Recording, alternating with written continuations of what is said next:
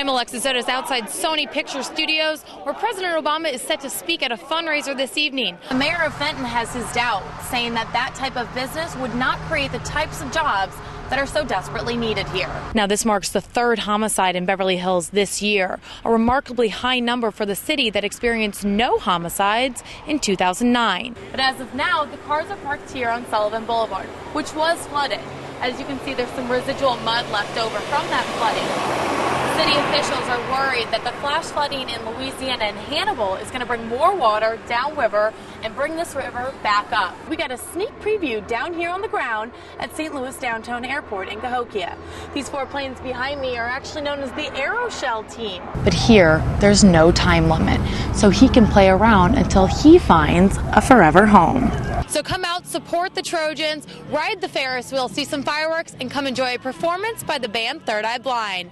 And get ready for Saturday's big game against the Bruins. I miss the hell out of her, and I would give the world and more to have her back just for one more day. Students and friends are still in shock. Freshman Rachel Kim passed away over Thanksgiving break. The LAPD is investigating Kim's death. The LA County Coroner's Office says it's requesting a toxicology report, but the results won't be available for several weeks. The why doesn't really matter to me because the why can't bring her back. Everyone's really sad that she's gone. It's just been really, usually our floor is super energetic and stuff, but it's just been kind of mellow and really sad. DPS found Kim unresponsive in her dorm room in Party Tower Wednesday evening. She was transported to California Hospital where she died. Kim was a print journalism major from Maryland, and her best friend Peter White said he almost fell over when he heard the news. It was really, really shocking. Rachel had been texting me earlier that day that she wasn't feeling well, and I told her that she should just rest and lie down. And then I texted her a little later asking how she was doing, and she didn't text me back. So I figured she was just resting and figured she was fine. Just days after her death, White got a tattoo of Kim's initials in her favorite color to remember her by. Other friends are sharing their memories of Kim on her Facebook wall. The Student Counseling Center says opening up is the best way to deal with grief. Because again, there's just a whirlwind of emotions that can come up for somebody, and so to help them get additional support, which we all need when we're grieving. A candlelight vigil will be held here tomorrow night in the Alumni Rose Garden. Now that begins at 9 p.m. and attendees are asked to wear purple in honor of Kim's favorite color. Alexis Otis, ATVN. I want the California dream for each and every one of you, for your families, and unless we change how business works here, we're not going to have that chance.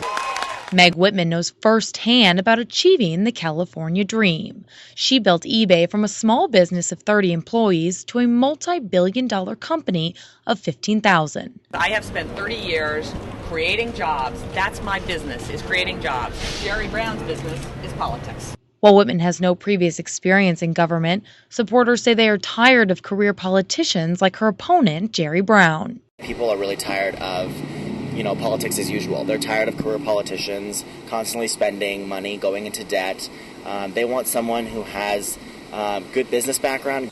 Whitman's goal is to create 2 million jobs by 2015, and her plan focuses on cutting taxes. She plans to eliminate the $800 small business startup fee, get rid of the tax on factory equipment, and eliminate the capital gains tax. Whitman has spent $142 million of her own money to reach out to voters. Jerry Brown had the unions pay over $80 million now for advertisements against Meg, advertisements for Jerry Brown, and they're going to expect favors back. Whitman says taking on the teachers' unions will be a big step towards fixing California's education system. She also wants to grade schools and give parents the opportunity to turn failing schools into charter schools. She wants a comprehensive federal immigration solution that secures the border. She plans to enforce workplace inspections and ban admission of undocumented students to state-funded institutions. Whitman's place in the polls has slipped in the past month after allegations that she knowingly employed an undocumented housekeeper. With 1 week till Election Day, Whitman and her supporters are pulling out all stops to reach every voter. I want to fix what is a broken California dream. You know, you talk to the workers up there, they're discouraged. The dream isn't alive for them, and we can change that. We can fix that. The Dodgers saluted members of the military today, giving them a once-in-a-lifetime opportunity. Let's go play some ball. To say thank you on Veterans Day, more than 75 military men and women were invited for batting practice at Dodger Stadium. Broadcaster Charlie Steiner emceed the event where Dodger Hall of Fame manager Tommy Lasorda and members of the 1981 World Series team signed autographs and offered coaching advice. No, watch the ball. Watch the ball. That was really exciting. I used to sit up there when I was a little kid, so to be on the ground and actually playing on Dodger Stadium is just fantastic. This is great. This is a dream come true. You know, once in a lifetime experience here. So. But the excitement goes both ways. Oh yeah, I should be getting their autographs though. Because while the servicemen and women may just call themselves fans, Huge Dodgers fans, even before when they were in New York. To the Dodgers, they're much more. One of the things that we tend to forget when we're out here playing baseball every day, or in my case broadcasting it, is that there are a lot of folks who are singularly responsible for us to be able to do and play and say in the fashion that we're able to. And that's the veterans. And to show that appreciation on and off the field, Dodger Stadium is going to offer military members and their families up to 70% discounted tickets to season games. Reporting from Dodger Stadium, I'm Alexis Sotos.